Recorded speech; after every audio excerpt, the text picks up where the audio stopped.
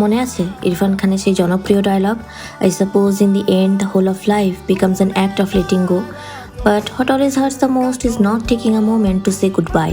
কথাটার মানে তখন না বুঝলেও জীবনে যখন হঠাৎ কাউকে হারাই তখন বুঝি এটা আসলে আমাদেরই গল্প। মানুষ যখন হঠাৎ আমাদের ছেড়ে চলে যায় মনে হয় আমাদের পৃথিবীটা থেমে গেছে, চারপাশ আগের মতোই থাকে, মানুষ হাঁটে, কথা বলে, সময় চলে, কিন্তু ভেতরে কোথাও একটা ফাঁকা জায়গা তৈরি হয়।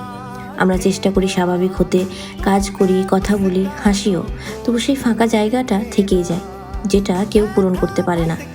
আমরা হয়তো জীবনে আর আগের জায়গায় কখনোই ফিরে দাঁড়াতে পারি না, তবু ধীরে ধীরে সব কিছু মেনে নিতে হয়, কারণ জীবন থেমে থাকে না, আর আমাদের থামার অনুমতিও নেই।